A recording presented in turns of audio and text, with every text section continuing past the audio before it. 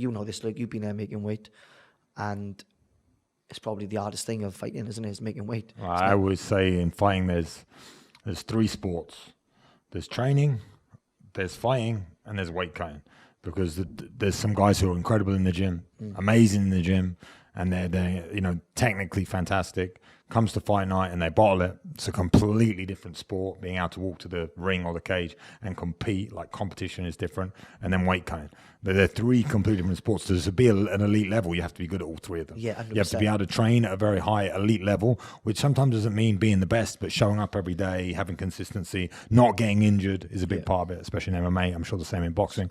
And then going on to being able to compete and being able to weight cut. I was a phenomenal weight cutter. That was like, out of the 3, that was my strength, cutting weight. I used to fight at 84 kilos and I'd walk around at like 97, 98, and 24 hours I'd cut 13 kilos, like for the fight. And still felt great in the ring. And still felt good enough. No, I wouldn't say great.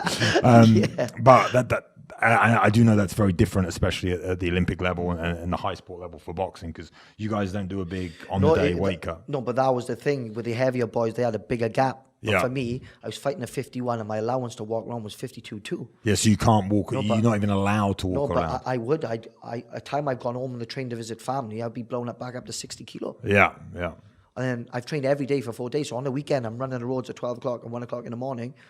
And then I'd still come in, only 53, still over, and I'd have a fine. But Rob didn't have a clue what it took to even get to 53. So I'd sit in me and one of the boys, he's a good fighter from Wales, Lewis Rees from the Ronda, phenomenal fighter. And we'd drive to Sheffield with sweatsuits on, with the heaters on full blast for 4 hours. Yeah. I nearly pass out. And I'm not lying, it was bad. We used to have our blood test done on the end of the finger to test our dehydration skills, and I was like, ridiculous. We'd have brought in a room, have a bollocking, slap on the wrist, another fine. But, I was finding it hard at that time to perform, and it didn't matter how talented I was, and I was different to every fighter, and my talent is different to every fighter. If my legs were in there, my hands were in me there. And if I was tired, I'd probably be worse than a normal boxer, because if that's not there, my talent does not work at all. Mm-hmm. So I got released from Sheffield. I broke my hand. I couldn't make my weight, and I was devastated. I was, because I knew what it took to get there. So what was the weight class above? It was 51. 56. 56. Because the women come into the Olympics, so Tasha, Savannah Marshall, all those girls, Nicole Adams, they come in, so they had to take some of the weights. So then we had to split the weights differently. So it was a bigger gap. Mm-hmm. But I knew, I was blown up over 60 kilo. So I moved up a weight on that Olympic year. And I said, and Rob McCracken said to me, you can come back on, but when you win a World Championships at that weight. I goes, I'll come back, but I'll win at the next weight. Mm-hmm. So I went away for a couple months, I had a little holiday, I come back, and I started eating food, I started drinking water. Yeah. And before that point, I generally didn't believe I could get any better, because when you're at that pinnacle, it's the highest you could be. Mm-hmm. If anything, I thought I was going to get worse, because I haven't got that setup anymore. I was back with Team Wills. The setup was good there, but it's not Team GB, Mm-hmm. And, mate, I started eating my food, and I just became a different animal. It was mad. I started knocking people out. I went faster, I went stronger. I just couldn't believe it myself. My engine was phenomenal, because I was dedicated athlete. Mm-hmm. That was the only number one thing that was killing me was my nutrition.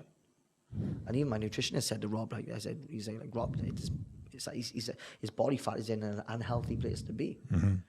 And when I was young, I was an animal. If it was the run test, bleep test, press up, I win. I knew when my body rested, I don't give a fuck about sparring. When I'm rested, you're having it. But I need to prove to you while I'm deep in camp that I'm aching because I've done more press-ups and dips and I beat you on the bleep test. It's not about now. It's when it comes to the competition. That's when it counts. Mm. Can you fight five days in a row? I know I will be. Do you know what I mean? So when it come to me moving up a weight, I knew then with guys sometimes I used to spar with anyone. For me, when I come back to Wales, I used to struggle getting sparring. So I had a little motorbike and I used to travel anywhere. I used to turn up to boxing gyms on my own. And there'd be 20 boys waiting outside the ring for me. No, it is, because my boxing coach was saying at the time, I loved my coach, John. I can't get sparring. I haven't got 2 Dan Chapmans. I said, okay. I said, I'll get my own sparring. I was stubborn, really stubborn. So I turned up to every gym in Wales and North Wales, and I travelled the whole of Wales on my motorbike sparring. And when you notice, like, look, you go into somebody else's gym, they're not going to be nice to you. They're there to kill you. They try to say, this is my home. Yeah, this is my home, and that's the perfect opportunity, because when sparring, if you have sparring partners and people you train with regularly, you don't want to hurt them because they're your family, you know, to an extent, you know. So when someone comes from the outside, it's like fresh meat. It was, and I was so stubborn. I'd be in a corner on my own, no water, and the coach would say, "Don't water." No, it's that. I'm here. I'm going to show you I'm the best, and that's what generally made me. It just elevated my career even more, on my ability. Is having that independence and thinking for yourself. I've had all this 3-4 years of Team GB. I know exactly what I need to do. Now I need to put into play and practice as much as I could. And I was hard to coach because I knew so much. It's not that I was I Mr. Know-it-all. Well, you show me a way and I'll show you how to do it better. So why am I going to do it your way when I can do it my way better? And when you come to that experience, you are hard to teach. You just need a good coach. Doesn't have to be teaching you things. Does he provide sparring? Does he turn up to the gym? Does he take one of the pads? Covering the basic needs. So when it comes to the fighting world, a lot of fighters are yes men. They just rely on their coach. I was never one of those guys. I could see things and I could observe things, and I was obsessed so much that I could do things that nobody else could do, because my eyes see things different to your eyes. You just see black and white. I'm seeing a million grey areas. I want to dig into them all. Where's an hole? I kept digging and digging. Like, you know, and for me, it's like I had an imagination. So when it comes to certain parts of the training, a lot of people needed a coach, but I'm pushing them. I didn't need that. You know, my imagination was phenomenal. You watch me on the bag, my imagination is not like anybody else's. I see things, I picture as if someone's in front of me. And that's how I practice what I do when I fight. So if I'm doing something 1,000 times in my training, I'm going to bring that to the ring. If I don't do that in the gym, it's not going to happen in the ring. It's impossible. It's impossible. So when I went up that weight, I came back. I went on to win the national title, senior title. That's what it counts the most, as a senior. So I turned from 17. Then I refused to stay youth anymore. I wanted to turn senior.